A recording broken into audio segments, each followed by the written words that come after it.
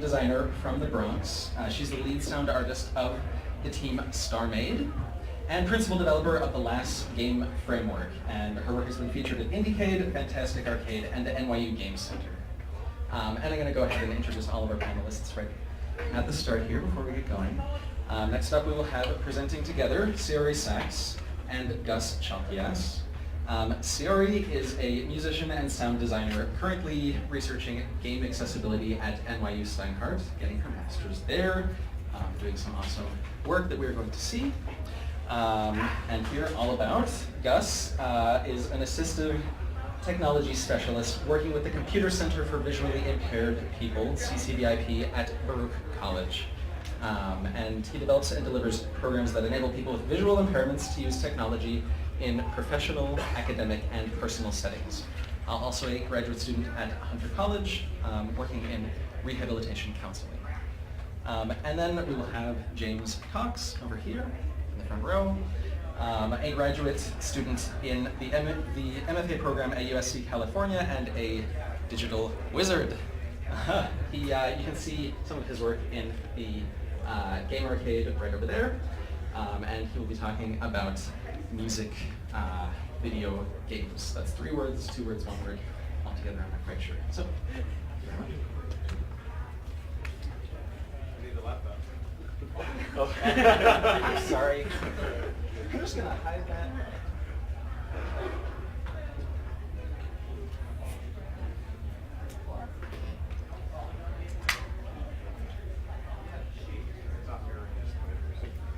It is. Wait, actually.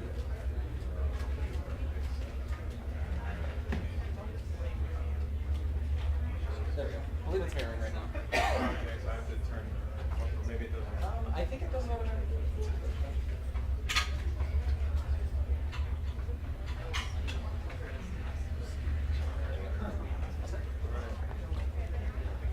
Hello, I'm Decky. That's how you spell my name, and those are my pronouns.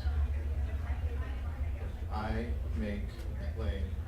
Sometimes as a composer, sometimes as a programmer, sometimes as a game designer, and sometimes as something in between.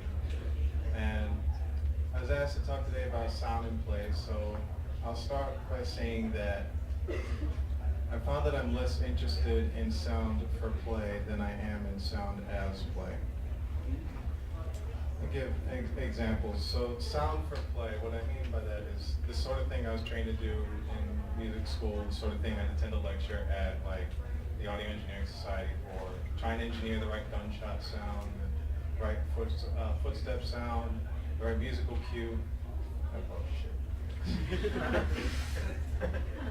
I don't have a scroll wheel, so I can't scroll my notes. 2 finger? What? 2 finger scroll maybe? I'm trying 2 finger scroll, yeah. Oh, people work.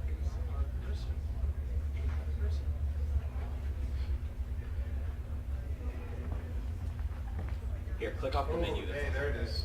Okay, on the cursor. Thanks. Yes. Anyway, yes. Right gunshot sound, footstep sound, musical cue. By right sound, I generally mean the sound that succeeds at convincing the player of something, the sound that convinces you that you're really walking on concrete, or that you really are punching someone, or that you really should feel sad about your dead wife, or whatever. Not to go off on a tangent, but like I was in Indiecade juror last year, and half the games I juried had dead wives in them. So I don't know. I think we just need to give like straight male game developers to start talking to. Anyway, so this is what I'm talking about here. Sound about something. It's convincing. It's manipulative sound. And when I was in college, I heard and I repeated the video game sound artists like Venn diagram that contrasts game sound from film sound. Game sound is non-linear, it's less predictable, it's more mutable, it's whatever.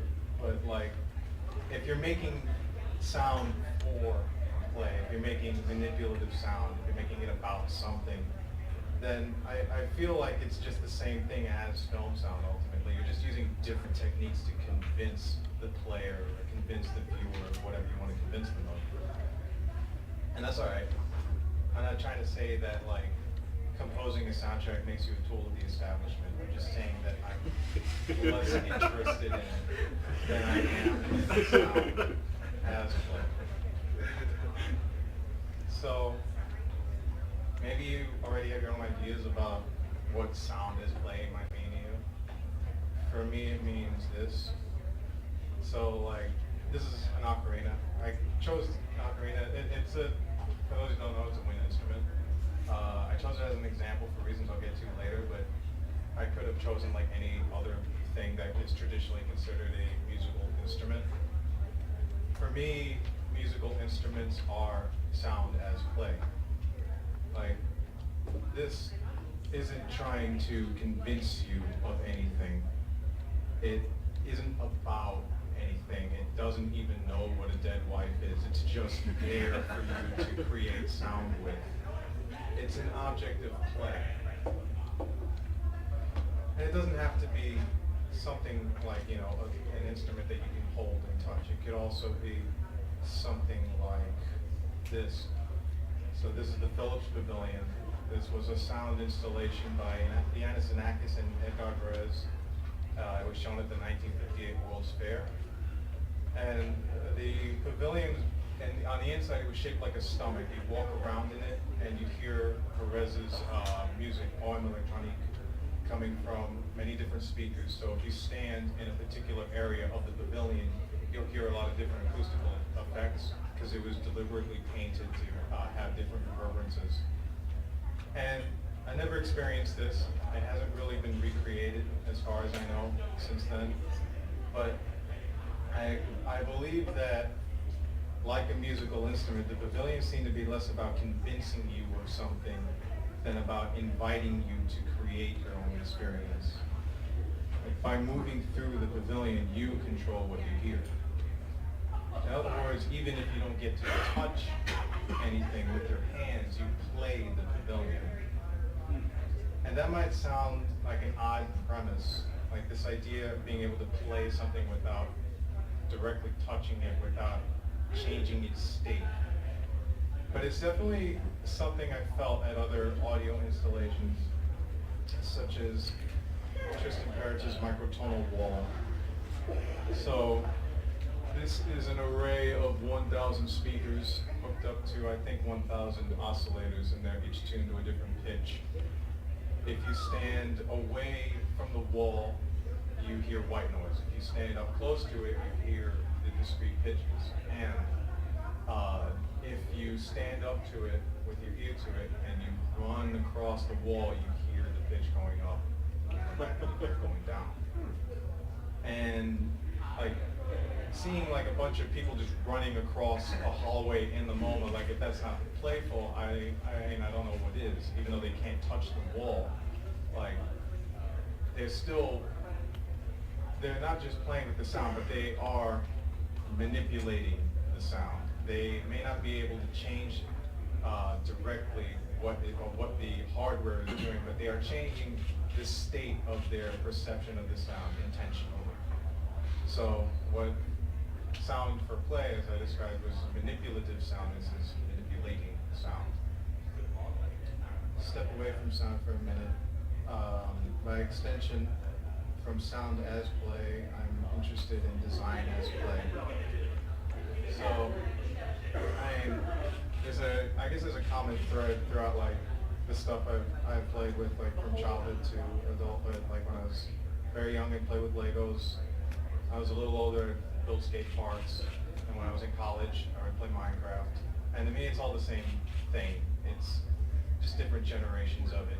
You become this architect, and like in the case of like a Tony Hawk level, you're designing a level that is meant to eventually be populated. So you could think of that as designed for play.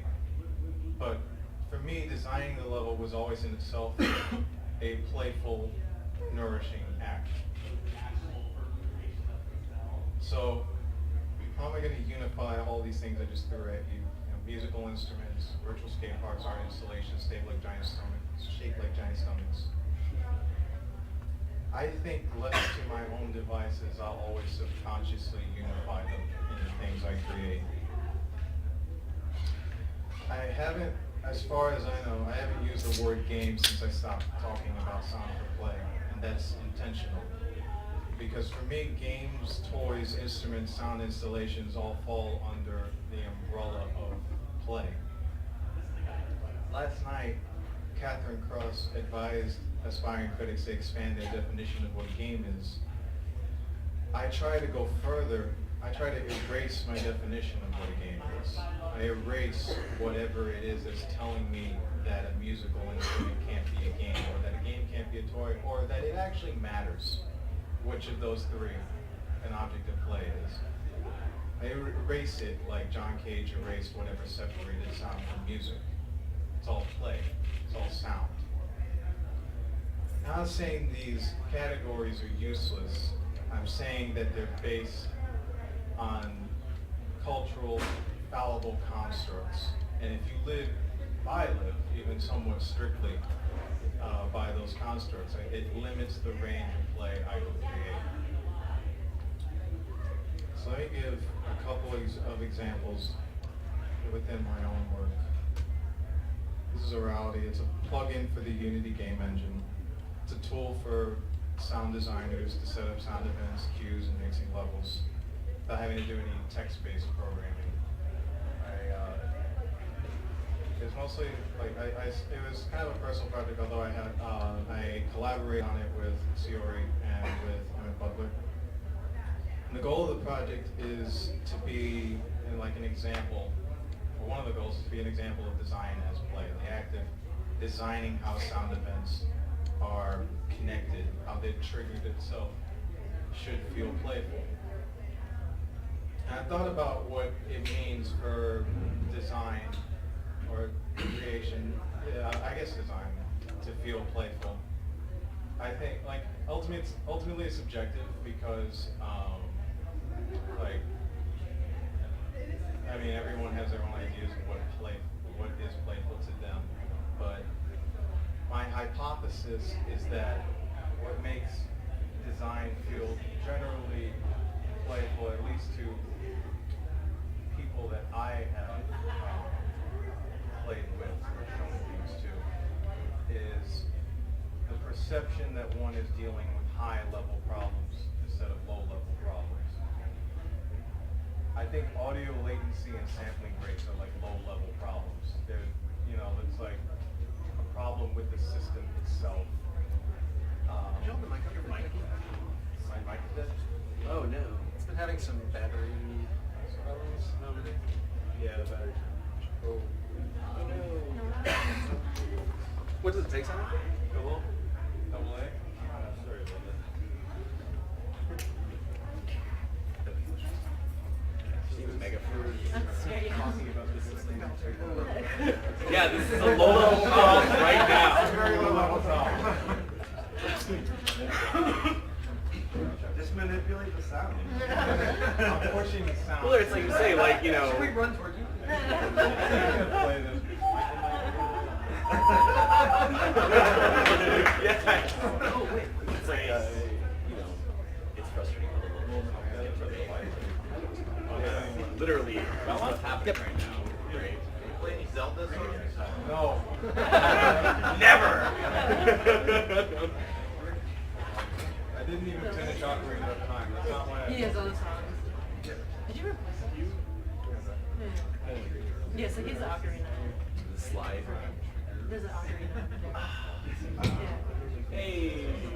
Crank it up. Never seen Oh, you almost have it? I almost have it. I have batteries.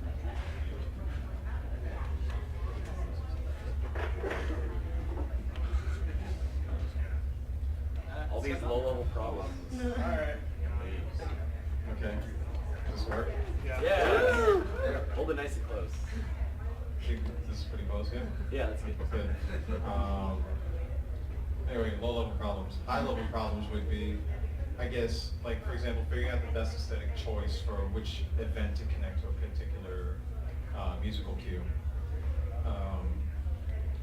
That sort of thing, like actually thinking about the design and not having to think about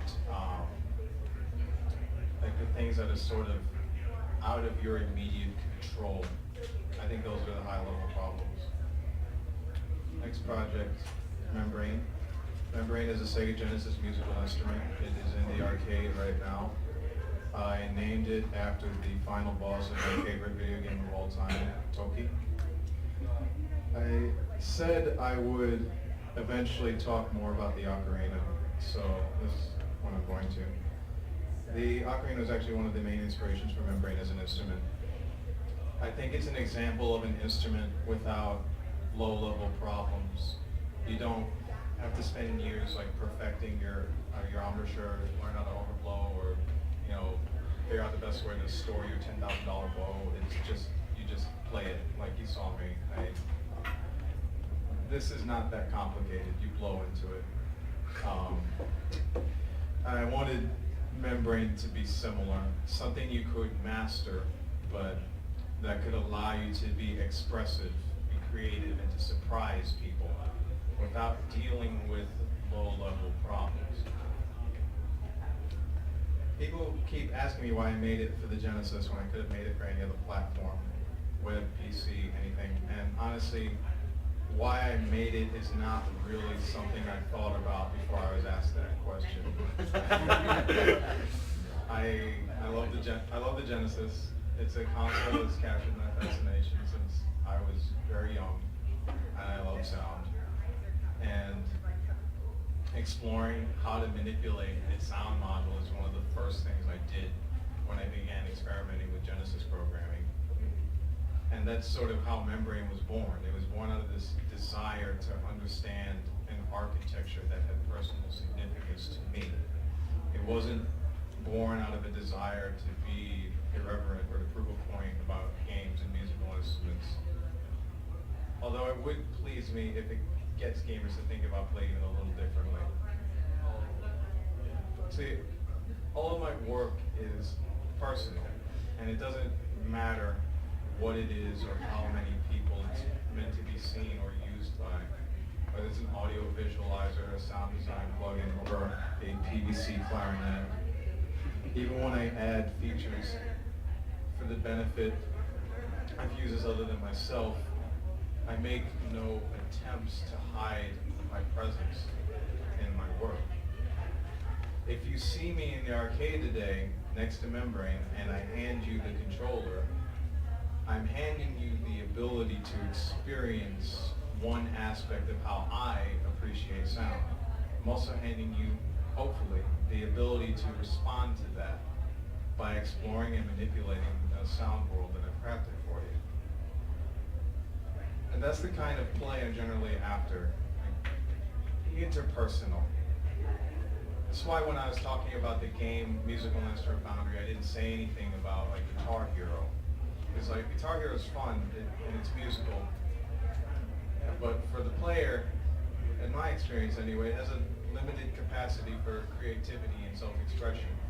And it's not interpersonal. It's it's selling your parents' record collection back to you. I'm sorry, it's true. Yeah. See, I like it when people don't hide themselves from the play they create. I would like to see more. I'd like to see more play, I guess kind of like Membrane or whatever. Like, I'd like to see more people acknowledge that there doesn't have to really be a boundary between this or between any of the video games that are here, any of the board games that are here.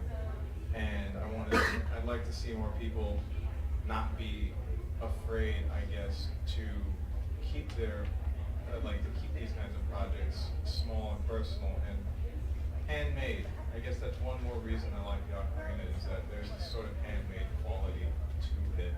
And that was sort of the quality I wanted to have in Membrane as well.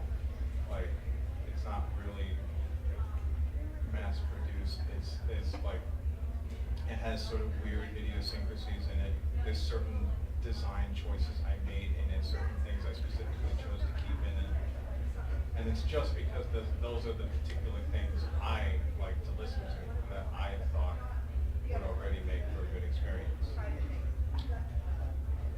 So that's everything I have. Thanks for listening.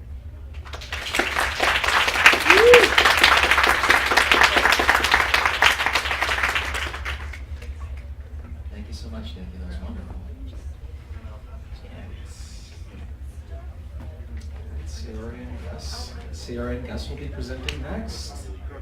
Okay. Where are we? We are right here. We're in front of we can. Oh, do you want to do the podium? And you have volume adjustment here. Okay. If you need that. We'll handle just Decky Coss. I'm going to totally quote you because you did sound really smart. I'm just gonna grab my.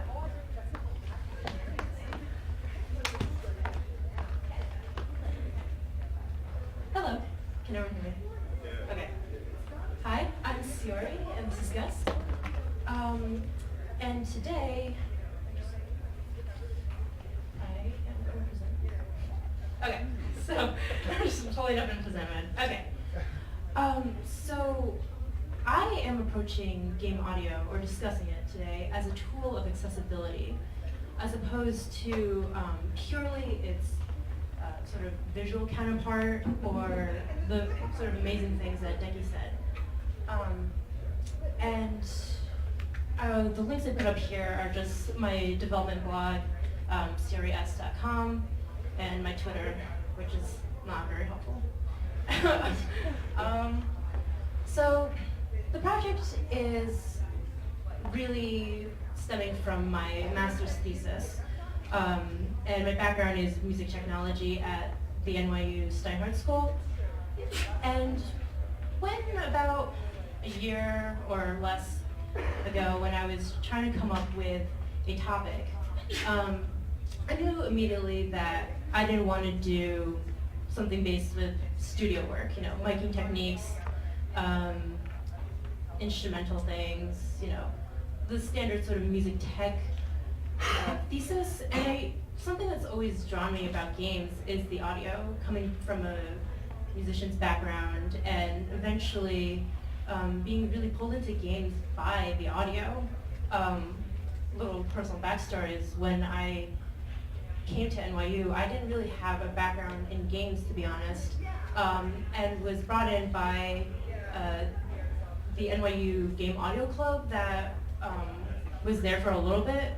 Now it's gone, unfortunately. But the world of game audio has really opened up this new world to me. And in a way, it sort of led me ear first, as opposed to the standard method of growing up on games and being introduced to worlds via the visual cues. So eventually, I thought more specifically about what I could do with game audio, and I had to get more specific with that because thesis, you can't just broadly talk about one broad topic like that. But two, I wanted to do something just new and innovative for my own personal preference. And quite honestly, last year's Different Games conference really inspired me in terms of accessibility and sort of challenging the status quo of not only the kinds of games, but the players themselves. And while there's nothing inherently immoral about having games be a visual, predominantly visual medium, that, to be said, does alienate a lot of people, if I'm not mistaken. So it sort of became this sort of organic thought process about what can game audio do for the world? Who can it help? What happens if I focus purely on game audio? And just sort of through a personal conversation, I sort of settled on the idea of, as you can see, making a game that has some popularity, has a beautiful story, and making that available for people who may not have known about it before or not been able to enjoy it to the fullest extent. So ultimately, the thesis is, or my project rather think of it that way, is a Gone Home mod. Gone Home is a sort of first-person adventure game, for those who do not know, about a young girl who comes home from a semester abroad and comes to her family's house and no one is there. And it's a mystery to find out what happened. And the story is beautiful and it's received a lot of praise, but ultimately a lot of it does rely on the visual. It relies on the visuals of the house map and the visuals of the time, which is very steeped in sort of the 90s. So another reason why I chose Gone Home was also less romantic. The reason is it's my familiarity with the Unity engine that it was originally built on by the Fulbright company. And as pragmatic as that reason sounds, I wanted to do something that I was capable of doing to get this out to, as many people, or get it out to the world as much as possible. But I quickly ran into a lot of roadblocks. I came across a lot of problems in accessibility resources. I had to take a sort of mandatory class in school, and I took that opportunity. It was a research-based class, and I took that opportunity to use it as a guide for the resources I've been collecting, the kind of stuff that has already been out there, if it had been done at all, and to really take this opportunity to see if this was even feasible.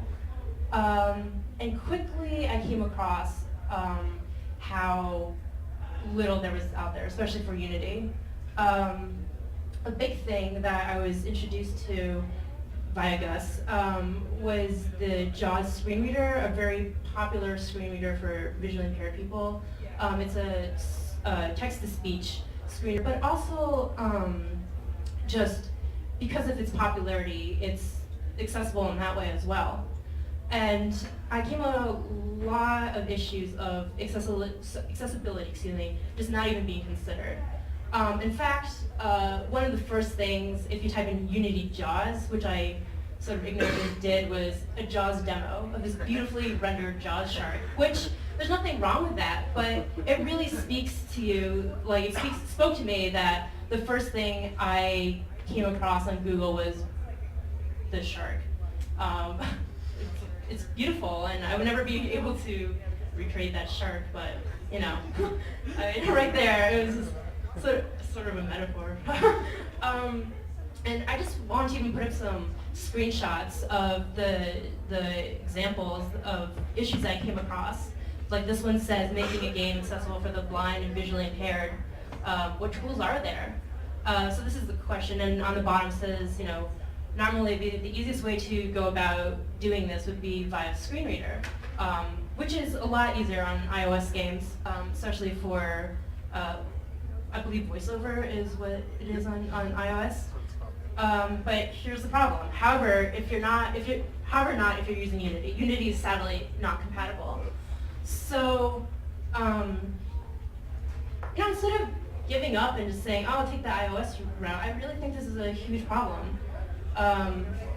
Even more issues are just screen reader accessible games. This person got 0 answers, and I believe this is in 2014, this should have, from the last one I believe, which was done in 2012, there should have been some answers to this, but there's just really a lack of accessibility features.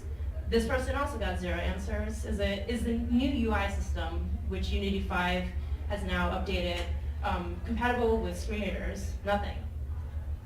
So conclusion is this last one. Unity desktop, not really accessible. And it's sad, but I didn't give up hope. And one more issue, we'll get optimistic in a second, is that a lot of issues in academic literature. If anyone knows, a thesis requires a lot of a lit review of all the stuff that has been done, of all the stuff that you read, and it got very sad very quickly. A lot of it is outdated. A lot of the stuff I came across on academic sites were from the 80s, the 90s. Surface level experiments in which, like, a lot of them didn't even ask visually impaired people. They got sighted people and put a blindfold on them, and I was just like, okay, cool. A lot of annoying technology was mentioned. If you want to talk about it a little bit, was like haptic technology, in which, if you want to talk a little bit about like the concept of just bad, annoying tech. I actually like that. Oh, but like, but you mentioned like the headgear of like having things like tapping your forehead. Oh yeah. Yeah. I really talk about that. Yeah. Oh, that happened. Yeah. Okay. Yeah. Sure. Yeah. I guess we should be more specific. Yeah. So my name is Chalkias. I'm an assistive tech specialist, and I work with people who are blind, and so I come from the user's perspective, not the programmer's perspective, and the trainer's perspective. So screen readers have given me a lot of access to being able to do work-related stuff, some fun stuff, but mostly work-related stuff, and that's where most of the focus has been on in terms of the visually impaired community. Is like, let's focus on letting people be able to do Microsoft Word or Excel or PowerPoint even, right? But there's not so much focus on like creating stuff that is fun. And through, there have been a lot of things, like one of the things that Seori is talking about, there was a device that was created about, I think I tested it maybe like 8 years ago, and it was this headgear thing that you wore on your forehead, and it had a bunch of pins on it that would, as your scanner or whatever sensor you were using encountered objects, it would kind of create the outline on your forehead using these moving pins. So imagine, right? All across your forehead, up and down, and it kind of gave you a headache. And I was like, and when I talked to the developers, I was like, what blind people did you talk to before you developed this? And they're like, well, we thought it was a really great idea. And I'm like, okay, great, well, what blind people did you talk to before you developed this? But it really is, we think that it's going to be really revolutionary. I'm like, yeah, but what blind people did you talk to? So that's typically what ends up happening, is that a lot of products get developed for blind people or for people with disabilities without ever conferring with those communities. So screen readers are a wonderful thing, but they're not always necessary. So imagine, if you will, if you guys will close your eyes, blindfold everybody, and imagine, if you will, a soundscape that's been created to kind of give you indicators and information about your environment, right? So you're listening to all these different layers of sound to kind of give you, like, you guys can all hear that there's some loud people off to the left, right? And there's some people back to behind you. There's some people that are talking as well. So it kind of gives you some, even if you can't see it, it kind of gives you kind of the sense of the size of this room. There's some information that's gained from that audio. So imagine if there was audio included in the creation or in the development of video gaming, so that it was inclusive to allow people with different abilities to be able to access that information, to access that play, right? And that's really what we were working on, or Seori's working on, and I'm really grateful to be part of this project with you. Yeah, so, I mean, he said it best, that a lot of the research that I've come across have been purely biomedical in nature and not very entertaining. Which, I mean, I'm not like shitting on the biomedical aspect of anything, but it's just, there's also a very human aspect that's missing when you like purely make things just for the basic, like getting around, and not even considering the fact that there's a whole world of art, of entertainment, of what makes us human, really. And you're just not considering it at all. So, getting to the actual project, I've unfortunately come across the fact that even getting things that we take for granted, like the start screen, to be kind of hard. And it's because, oh my god, knocking speakers over. It's because, it's because I personally have a lot of ignorance. I personally have a lot of, privilege in terms that makes me not be able to see what the other side of things, really. So, for example, I've only had like really 3 major builds in terms of just the start screen for Gone Home. One was the mouse hover, which if I initially thought that, yes, I knew that there had to be vocal cues that, said start, exit, new game, and explain what the title was. But if we have time to show the demo, run into a lot of issues. Oh yeah, sure. So Seori created a model or a build, as she calls it, as you guys will call it, that allows when you hover the mouse over a control, the voice screen reads it off to the user, right? So great, yeah. Okay. Well, how does a blind person then find said control on the screen? Right, so I can move my mouse, and I found myself that first time she sent me the build, I loaded it on my computer, and I'm moving my mouse around, and I'm like, I can't find anything on here. And she's like, it works, it really works. So we went another route. So like, what's a different way that we can access these controls? Is by moving.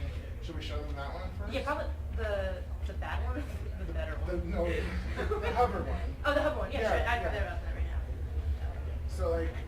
So if I was left to my own devices, I wouldn't be able to find it. Like one time I was working with her, Seori had to be sitting next to me telling me, okay, move down a little to the right, to the right, to the right, to the right.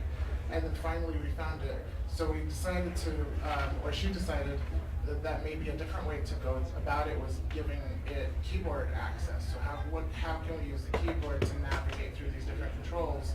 And one of the ways that we came up with was using the tab key.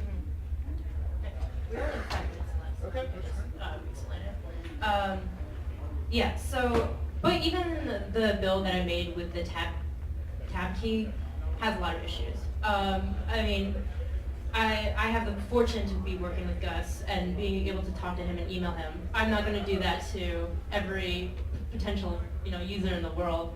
So a lot of issues that came up were, well, how do I know that the game has even loaded? How another method is like combining the shift and tab key together to reverse the order. If you realize that you didn't want to exit the game, you just wanted to start a new game or loaded prior game. Exactly, yeah. Alright, so this is like originally what the actual start screen looks like. It's not text-based really, it's all image-based. And that was sort of like the very first exercise that we did was I pulled up the game on Steam and Gus frankly told me that it wasn't helpful at all. And yeah, I mean that was really all there was to it. Like there's no indication. JAWS couldn't read the fact that there were buttons there, and so or anything. Yeah, anything. That it was just the image. And to give credit to Fulbright, they do have options, and the idea of customability, in which you could. This screen talks about keeping all the lights on, or disabling the map, or unlocking all the doors, disabling the voice diaries. So just going along that idea of being able to customize being able to customize to every potential user is another thing that I'm definitely taking into consideration, or rather doing. So more concrete things is after getting this start screen, I would love to, I have to recreate the porch scene, and get to at least the first level for this to be accessible to anyone besides just Gus. So just to wrap this all up, what I've learned so far and this list will obviously continue to grow, is that there needs to be a vocalization or give oral life to every component, especially textual information. A basic understanding of the general accessibility tools and how they function. Like the tab key was something that I was ignorant on before talking to Gus and sort of reading up on the screen reader. A basic understanding of how people who see these tools interact with the tools. So understanding extra JAWS or really any other screen reader. Yeah, of course. So the thing about the tab key is that it's actually a control that's universal, right? So if you use the tab key on pretty much any screen on your computer, it'll move in a linear fashion through the different elements on your computer. And what my program does, it basically just takes advantage of that and speaks those cues to me. So that tab thing is not necessarily a JAWS-specific issue or feature. It's a universal theme. So tabbing through the thing will move forward through elements on the screen. Shift tab, pressing Shift tab will move backwards. So it's kind of something that's available to everybody. And so I think this is more of a universal conversation. And it's just adding that extra element of having it be able to be voiced. Yeah, definitely. And just wrapping it up, other things to understand is that everyone is different. And I know it sounds really like a platitude, but understanding that there's a spectrum of people with visual impairment. Hence, I am taking the time to, get the actual art assets in. And the last bullet here is being able to adapt quickly to suit others and deviating from the prior preconceived notions that I may have held. Not that I ever did, but not getting offended that my previous build didn't work. Not, being able to just move on and get something accessible.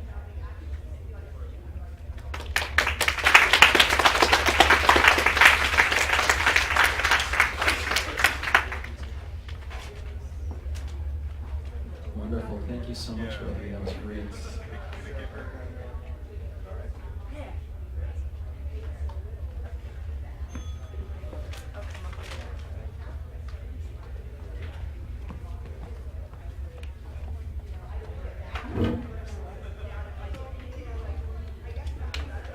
All right, James.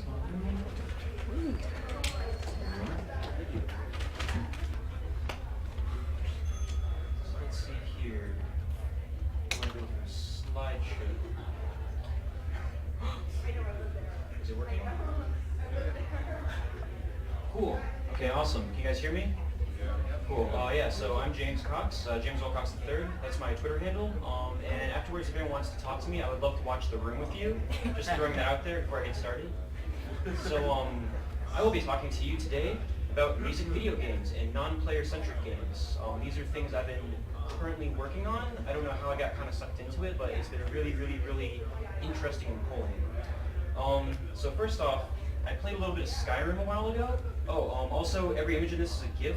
I know the format's dying, so I kind of wanted to celebrate that while we still have it. But I used to play Skyrim just a little bit, maybe about half an hour worth. But the problem I ran into is in the very beginning, your player's about to get executed, and then this Dragon Ex Machina swoops down and saves the day. Kind of. So about at that point, I had to leave the room for whatever reason. I came back 15 minutes later, and everything was still on fire, and everyone was still running around and screaming about this dragon that was supposed to destroy everything in a couple minutes. And it really pulled me out of the game. It's like there's no immediacy when nothing else happens. Like the game pauses for you, the player, and it kind of puts these weird constraints and controls on you. There's almost like this performance anxiety. You have to do well for this plot to continue. And I really didn't like that. So I have a kind of creative writing background. I did a lot of short form fiction before I got involved in video games. And something that I always found important then was the different driving forces behind stories. So for instance, you have character-driven narrative where the character's development and personal growth is what propels the story forward. It's what informs their choices and informs how the plot unfolds. You have plot-driven narrative, which is where the character's development is more based around the plot. So it's not that their changes inform the plot as much as it's that the plot informs their changes. And the third one is world-driven narrative, which is kind of like natural disasters, larger-than-life experiences that you're just trying to struggle and survive through. Or it could be, a lot more docile than that, but it's kind of the most powerful one to throw out there. And what's kind of funny about video games is that the majority of them, when you think about, standard video games, is that most of them are kind of the first character-driven narrative, but it's more like player-dependent narrative. It very much requires the player to push the plot forward. Nothing really changes unless you make it change. And that just doesn't feel very real or enticing. I'm also very biased towards old games and very short-form games, so that most definitely plays into this as well. But I would really love to see more AAA games that kind of steer away from this direction. So what I find kind of important is that this is versus having a more world or plot-driven narrative where it moves without you. The game doesn't need you as a player to move, and it kind of feels more inviting as an environment. I wouldn't use the word immersive, but I could see that kind of being involved in the situation. So, world plot-driven narrative. What would happen if game worlds didn't revolve around players' actions? What happens if they kind of moved on their own? If the plot would resolve on its own, there was no real kind of performance forcing on the player. So I was kind of looking around for that, and I found two pretty cool examples before I get into music video games. The first one is Time Frame. This was a game made for Ludum Dare a while ago. The theme was 10 seconds, and they made a game that was 10 seconds expanded out into 10 minutes. So you're watching the end of the world in slow motion over the course of 10 seconds, but you're playing it for 10 minutes. No matter what you do, the game will always end the same way, and there's no real, anxiety when you're playing it. You get to explore this environment, and you get to watch it evolve as you're kind of participating in it. But it's kind of serene, it's a little eerie, and it's kind of cool because you get this much larger vibe. There's a lot more stuff going on than what's immediately in front of you because you don't have a lot of pressure to move forward. It also makes the game more accessible. I've been able to show this game to people that aren't familiar with video games and don't have a lot of, draw to them. They don't feel challenged to play this. They can sit down and kind of learn the controls, and they can explore what they want, and they get just as good of an experience as someone who's very familiar with games. The second one is a rapture is happening and you will be forcibly removed from your home. By Connor, yeah. I love that name. This is a very similar thing. The game ends on its own time. It's a little more complicated than the first one, but the general idea is the same. It will eventually end on its own regardless of what you do. The image currently up there is for the trailer, but the game itself takes place over this very vast, large terrain area. There's no unlockables, you just explore it on your own. There are some beams of light shooting into the sky, and when you approach those, it'll give you some Lovecraft tone quotes to kind of set this very eerie mood. And as the game evolves, there are eventually this UFO that comes overhead, and these big kind of surreal pillars that start growing out of the ground, until eventually it just ends. And once again, it's a really accessible experience, and this game got a lot of traction because of that, which is great. So into music games, I wanted to know how you could kind of make this, because I was struggling a lot with how do you make a game like this that doesn't have that kind of explore just this terrain without exploring just the landscape. And music tends to be pretty cool. If you focus it on music, you can kind of feature the music over, you can feature, player controls. So the first one that is kind of close was Skrillex Quest. This was a game made to feature a lot of Skrillex songs. It's kind of a ode to Skrillex. I don't think it has any one complete song in there, but what's neat about the experience is that although there are some points that do require player participation to trigger the next part, at the very end you need to collect, I think it's 6 keys to unlock this cage. And if you miss any of the keys, when you get to the last section, the locks will unlock with the keys you got, and the ones you don't, you can just break open the locks. So regardless of how you perform during the earlier sections, you can still win the game. I'm pretty sure it doesn't have a lose state. You ultimately will always win it. And it's kind of this cool way of kind of tricking the player into the sense of urgency and that player immediacy that's kind of lacking, but you still feel involved in the experience. And that's really cool. And the second one that almost hits the nail on the head was a Pale Machine, which is kind of this series of weird, strange, surreal vignettes. This is probably my favorite scene. You control this tongue around this room, and you hit these breakfast objects, and they kind of go flying off. It's a really cool game. If you have a moment, you should check it out. So that kind of led me into this thing, music video games. So, music video games. I kind of had to build some constraints to make it fit this non-player vibe, to make it so this is a game accessible to people who may not be familiar with video games, to make it so it has more emphasis on showcasing the featured song and adding more depth to it than it is kind of focusing on player control. It's not really, trying to figure out how to put it. I feel like it empowers the song more or less than putting it on a loop. So you hear it once and the experience ends. So the first thing is no sounds outside of the selected song. This is important because you're trying to showcase this song. You're trying to show appreciation of it. So you don't want to kind of muddy the waters. You want the song to be the only, or the song to be the only audio in the game. The second one is that the game must end when the song does. This ties into the third one, which is that the game should ideally end in a satisfying way. We're not trying to race against it. We want this to be satisfying for people no matter how they approach it, no matter what parts they explore of it. When the game ends, the song ends, and vice versa. You're trying to help showcase the song. And that's my last point. So it's kind of a cool, I don't know, it's a little hard to make, because you have to sit down with these things, you have to think, how can we, if you want to put a plot in it, how do we put a plot in it without forcing some kind of obstacles on the player that aren't overcomable? Like, how do you do this without having goals that the player has to reach, without intruding on the experience or making it less accessible? So I have a couple of examples of that. These video games, things that I've created. The one I have back there in the arcade is Bottle Rockets. This is a game where there are levels in it, but ultimately the ending is always the same no matter how you play through it. It's kind of a spoiler, but that's okay. It's kind of a neat experience. It sets this somber tone, and it all plays into the music. The game doesn't necessarily change on cue to the music. It doesn't match to the beat or anything, but it sets a new kind of tone for the music. It takes what the music has and it tries to amplify it, which is, I think, really cool. It's also very gamey. Like I said, there are levels and there are kind of like puzzles, but because it always ends the same way and because it doesn't affect the story no matter how far you get, it's pretty accessible. The next one is Temporality, which is way more of, I guess, an installation piece than an actual game. You can only use I think it's either A and D or arrow keys to play it. And all that does is manipulate time. So you're either moving forward through time when you press the forward arrow, or you're going backwards through time. There is very little pressure in this game. You kind of just explore it at your own pace. There's no obstacles, there's no challenges, and it's very interpretive. There's no text, it's only just the audio and the visuals that you have to kind of figure out what you want out of the experience. I think my favorite bit of feedback that somebody's given me on it is it's like watching a movie where you have to manually pull down play and rewind, which totally hits the nail on the head. I didn't think about that when I was making it, but it's very much like that. You kind of interpret what you want of it, and it's a very relaxed experience. And then the last one, which is probably the most gamey out of them, is you don't know the half of it, Fins of the Father. This is a fish racing game. You play as Samantha trying to win the race that ended her father. It's man, that was a weird game. So this one is probably the most gamey out of the three, just because in this one it changes based on the beat. When the song changes, it goes to a new scene.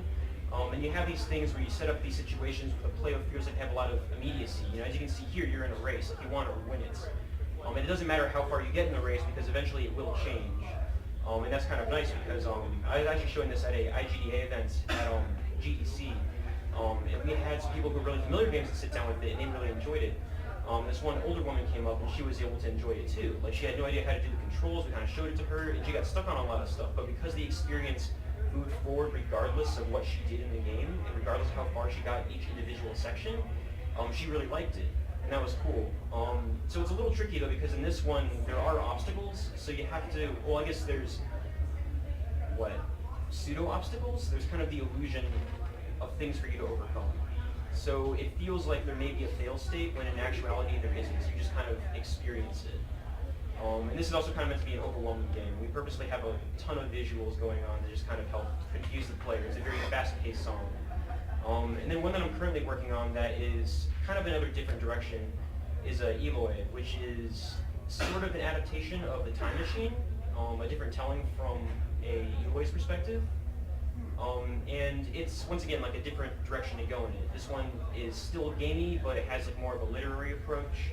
And it's less focused on, what, I guess, obstacles. It's less focused on kind of, there is interpretation, but it's trying to stay more faithful to the text and incorporate that into the music than it is trying to, you know, give you a sense of like completing a task or a challenge. So you kind of see the visuals of this world that's in the time machine as you're experiencing the audio and kind of marriage into.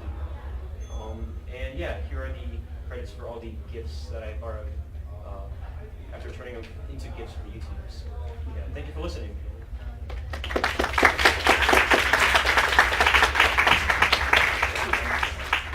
Thanks a lot, James. Okay, so if you would, panelists, move up here to the front. We're going to have some questions from the audience.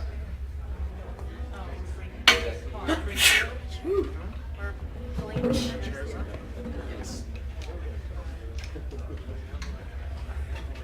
Oh, sure. Thanks. Welcome. All right. Yep, got it. Okay, those questions. All right. For James, have you ever heard of a game called Ikaruga? I have not. Okay, so it's this game called Ikaruga. It's for the Dreamcast. You might know about it, Decky. But yeah. How do you spell it? Ikaruga. I don't know. I'm probably mispronouncing it. I've heard of Ikaruga or Ikaruga. This is like one of those like shooter games where you're like in spaceship shooting stuff, or whatever, right? It's like famously hard, like you can die very easily, whatever, right? But one thing that I really appreciated about it was that if you don't shoot anything, you continue the level, and the bosses are on a timer, and they go away, and then you go on to the next level. So you can actually play the entire game without ever shooting a single shot. Of course, it makes the game a lot harder because it's millions of things shooting at you all over the place. But I really loved the soundtrack to the game, which is just like 7 songs because it's like 7 levels.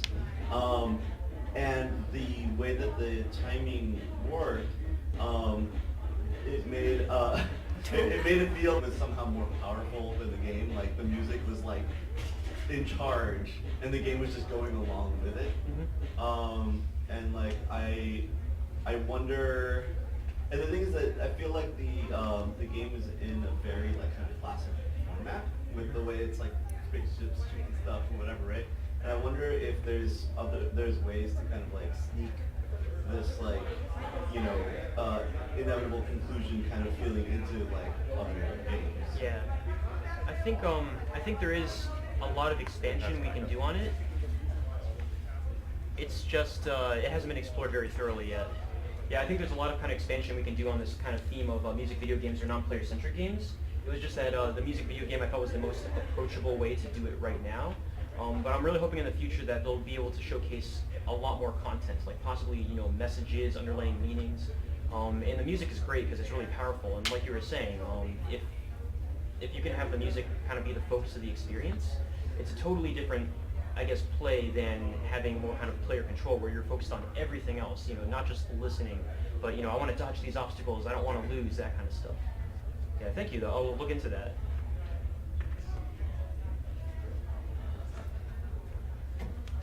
This one's also directed towards James, but I cannot remember where I read this or heard this, but someone was comparing books and literature and other forms of consumable media towards video games and said that video games is one of the few mediums that they had ever seen where there's something actively preventing the user from proceeding forward through it.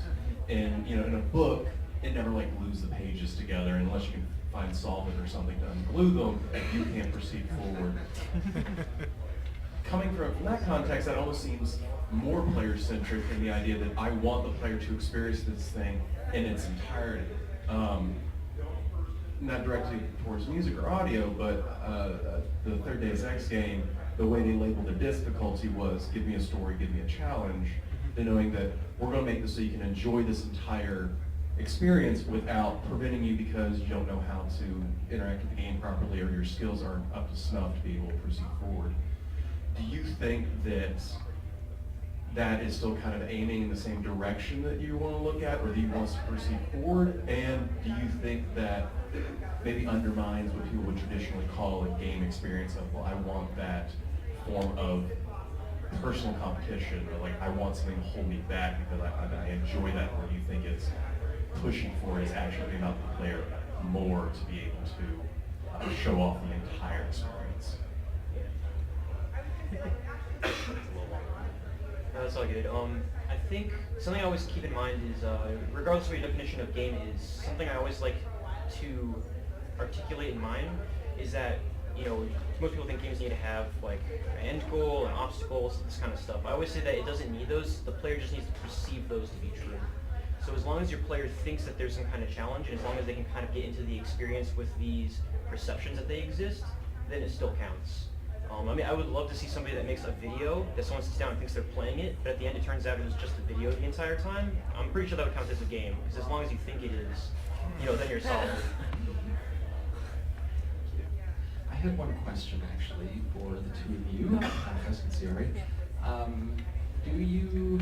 What are your thoughts on maybe the best way the best way forward potentially for games to be available to more people? Would it be integrating changes, on like a game engine level to be able to make games more accessible, or maybe computing platforms themselves, operating systems and so on, or could you even take it to the level of the design, not necessarily middleware, but just in the design itself?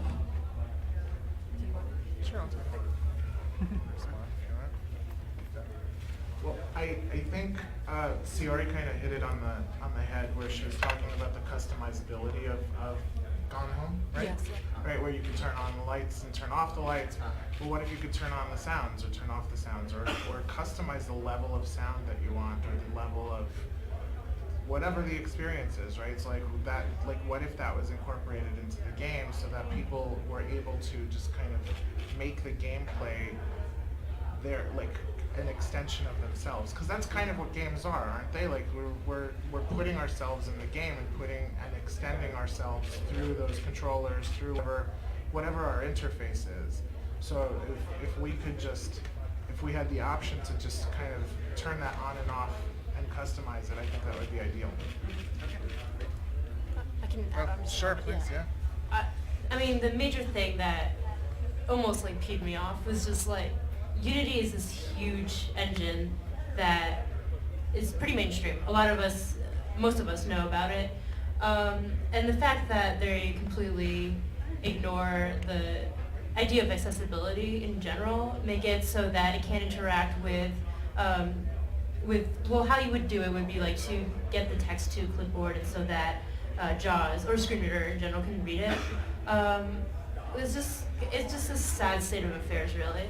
So being able to incorporate accessibility on every level, on the development side and in the design side, I think would be a great step forward. Thank you.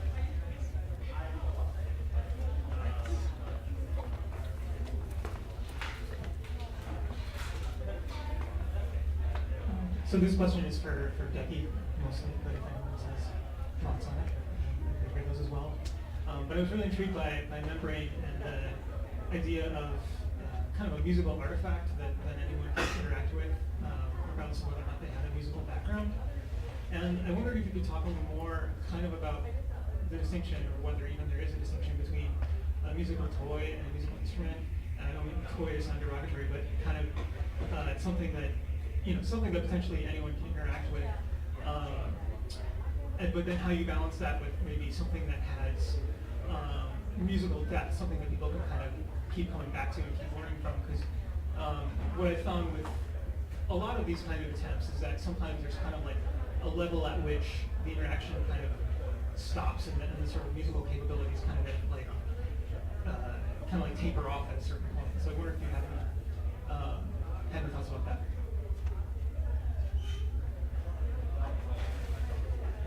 Good question. I feel like this, and you might guessed this already, but I don't know if there really is a clear boundary between what a musical toy is and what a musical instrument is. And I feel like, I guess, again, with this sort of thing, is that like this sort of, it almost straddles the border between what you might think of those two different things. Like, because I guess like when we think of a toy, we think of something that like you pick it up and you just start playing with it, and you don't really have to know, you don't have to have any real notions about it before you pick it up. You just start playing it. And I feel like a lot of instruments have that ability already. It's just that like some have certain, I guess like it's like you said, like sometimes there's a limit. You know, like Korg makes these really cool like instruments like monotrons, where like you just sort of slide a pen around and it creates these interesting sounds, but you have like limited control over like how to really quantify each step. And I guess like sometimes that's sort of like for me that's often a good thing. Like if you, it depends on sort of the experience you want to have with it. I guess it's like it would be hard to have both. Like it's hard to have both the like, you know, something that you can pick up really quickly and something that has like extreme depth to it. The way I try to do it with like Membrane is that like you can approach it as a toy, but this isn't in it yet, but the plan is like eventually you would be able to configure like the internals of the instrument. So like right now there's like, you can switch between like 12 different keys. Eventually you'll be able to switch between like 144 and you configure it the way you want to. But like if you don't care about that, then you don't ever actually have to explore that part of it. I guess that's sort of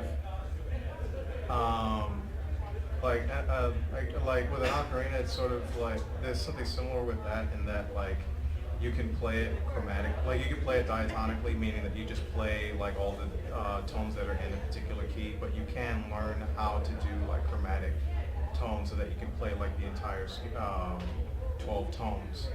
I guess with certain instruments, that's sort of less, like, I think, like a clarinet, I guess, for example, it's like, there isn't really any way to turn on and off the complexity of a clarinet. I guess it's just always like as complex as it's going to be, like there's no real hidden information, I guess, about it. But I guess I guess that might be one way to like distinguish the two. Like, I guess it's the limitations, and I guess if you try to combine the two, like think about what information is hidden from the player, but how well is it hidden, and can it be unhidden if you want to go more complex?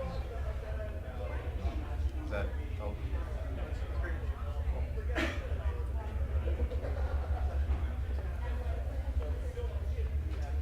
Hi, this is for Seori and Gus. I know in a narrative film with a linear format there's descriptive audio. Is there like proximity-based descriptive audio in gaming, and does it work? I've never seen. I've never experienced it. If there is, and I don't know. That would be an interesting concept to explore. But even in the in narrative video or films, it's becoming wider spread, but it's still kind of in its what's the word? Kind of. It's being birthed right now, so to speak, right? So that's a really interesting idea that I never really considered, but it might be something to actually really look at when you're developing the game. Saying something? It's a great idea. Yeah, it's a really great idea. I guess also I got inspiration from a Doom mod that someone who was visually impaired actually created. And that, if I am not mistaken, use a lot of frequencies, a lot of slight like tones to indicate if you're centered in the screen, where your sort of camera is and the relationship between the terrain. So that's something that I'm both nervous and excited to explore as well. Sort of the balance of what is annoying and what is helpful. And of course I would ask Gus that, but I'd also like to get a sort of more of a bigger audience to playtest as well, because like I discussed, everyone is different in terms of what they might find annoying or helpful.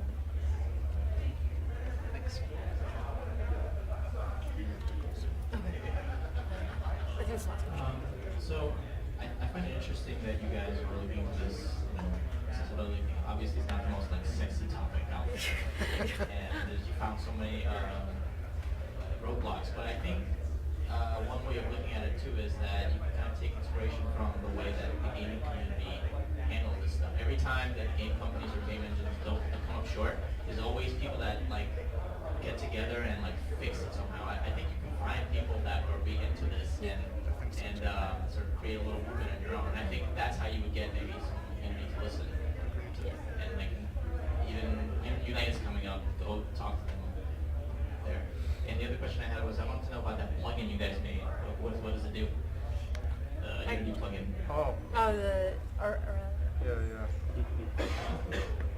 So, orality, I forgot to mention what it's based on, but so in Unity, by default, at least for me, I find that it's not very friendly to designing sound cues and events, or even just adjusting levels and whatnot, without having to program it in a text-based format. And I mean, I'm a programmer, I can do that, but for me, it's just very annoying to have to do that.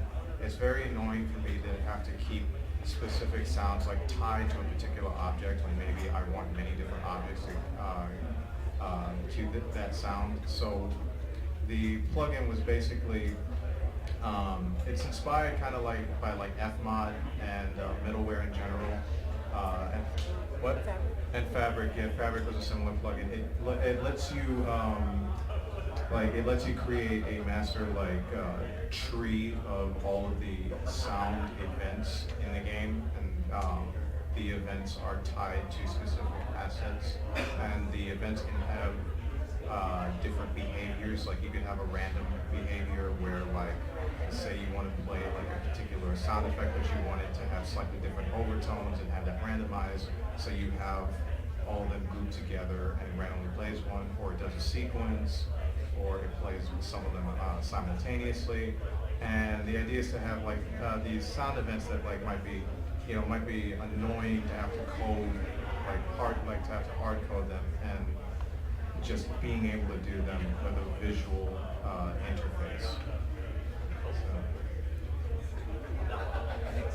It's not finished yet. I might, but you could, if you can compile it and then run it, and let me know what you think of it so far. Sure. All right, thank you very much to all of our wonderful panelists.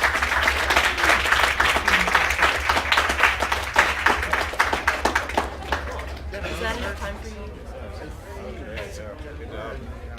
When do we get to hear the clarinet? Yeah, definitely, yeah. Let me just move my stuff out of the audience, and then I'll be right back. Okay. What is it like? How's the sound? It's all right. Probably better than you'd expect for PVC, I guess.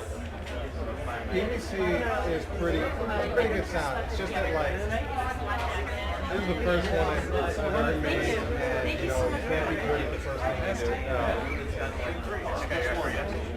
You won. Pretty sure you won. I'm just going to I don't need to look at my laptop. I love one. I went on travel in China. I know. And I just found They make a lot of China. yeah. And it was funny.